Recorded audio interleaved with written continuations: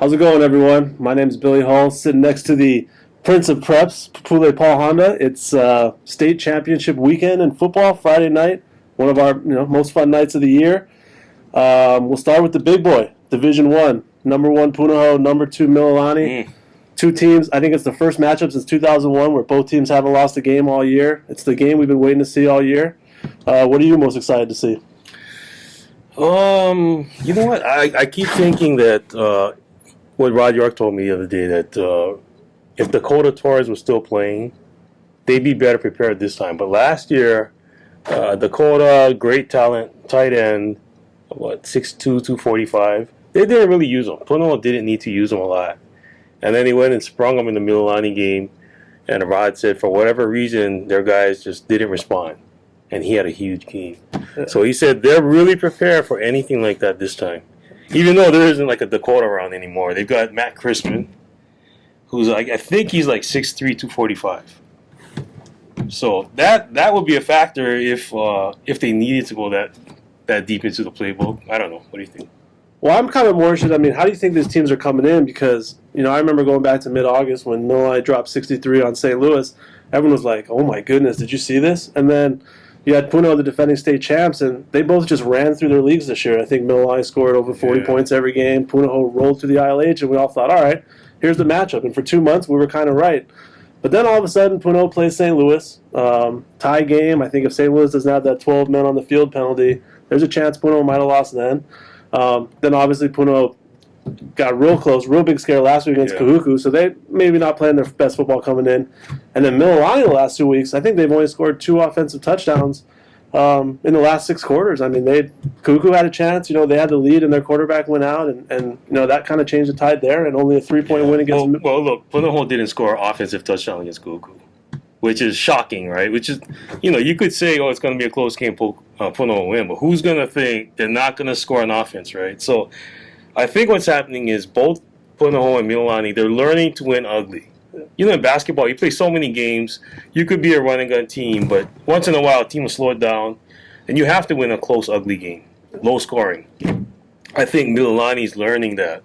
Rod is willing to just give the ball to Vi, and if he only gets 50 yards, but he carries it 25 times and they win the game, that's what they have to do, right? And I think Punahou, that first close game they had was against St. Louis the second time around. St. Louis finally got their defense together. And I think that night they realized, you know what? We haven't had that many games. We haven't had too many tight games, none, until now. So now they figured out how to win ugly. And you know what? It's good. It's good for both teams. This Friday, we might have a 63-56 game. We don't know, right? Yeah. But now they both know, look, we can do it both ways. Yeah. Real quick, Mackenzie Milton, Conavai Noah, 2 big guys on offense. They've got other guys too, but I think those are kind of the guys running for player of the year. Are you leaning one way or the other? Yeah, I think it'll be tougher for Mackenzie because Punahou's got all these linebackers, right? You've got Laka Laka, Moya, you've got Kalamachon, who's arguably the smartest linebacker on the field. Changing calls, changing stunts and everything. They're going to make sure Mackenzie doesn't get out free too often. But for Noah, he's always going to be there running short routes, intermediate deep. So I think he could have a big game because at some point they have to watch Ephraim Tuilo, and he's going to scramble. And somehow Noah always finds a way to get open. Yeah, he does. Maybe the all-time state career receiving leader after. Well, Rod York calls him maybe the best ever. Wow, that's pretty big. Division II, Iolani and Lahainaluna. 2 years ago, we were there for one of the best Division II state finals. You got to go to Maui last week and see this Lahainaluna team. Yeah. How for real are they? And is this finally the their video's time? on our blog, by the way, Hawaii Prep World, and they look sharp. Mm-hmm. They look sharp. They're ranked 8th in the state. I think they're capable of beating anybody in the state if on the right night. Uh-huh. But I'll say this: even though they're big up front offensively, defensively they got 11 guys who are fundamental and fast. They wrap, they finish tackles. If they have an off night, Iolani could beat them. But right now it's theirs to take. I think Iolani won't make too many mistakes, but Austin Jimon is not a runner. Mm-hmm. Now, he could surprise everybody and scramble 3 or 4 times for first downs. That would change the game. But up to this point, they haven't asked him to run. He's not Reese Foy, who they had 2 years ago.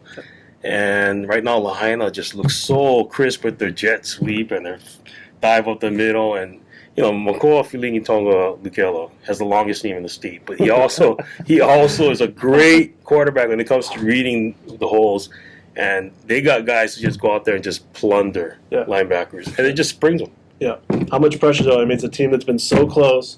They got to get on a plane and come to the big stadium. Yeah, I don't think they'll feel pressure. Yeah.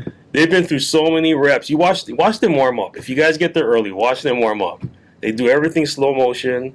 Then they pick up some speed in their drills, and then they go full speed. Their offensive line goes really slow on their trap moves and everything. I got it on video. And it's just beautiful to watch because, when they start getting to our game speed, they just mesh. Yeah. There's so much chemistry just from so many reps. It's old school, and kids are buying into it. Yeah. So thumbs up to Bobby Watson and Garrett Teotto. Yeah. And then real quick, Iolani, they've won 7 of the last 8. I know they're looking to get back there after last year's tough loss in the semifinals. Iolani grad.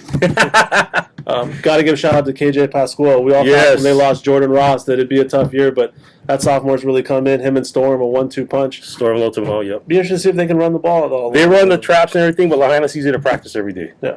But, guys like Tamatani Anga and the receivers, they're actually good blockers. They're not 6'3", 250, but they come in, they get you on the thigh, you pause, and there goes Storm. There's KJ picks up a first down. That's all they want. Yeah. Yeah. They're not greedy. And Keone Cordell Makekau, inside the 30 field goal. He has his best games against the big boys, man, those guys. So if they go one-on-one with him, Austin Jimon's going to let it fly. He could have a huge game, but he could win it with his foot, too. Yeah. It's going to be an exciting night. That's Paul Honda. I'm Billy Hull, Star-Advertiser.com, HawaiiPrepWorld.com.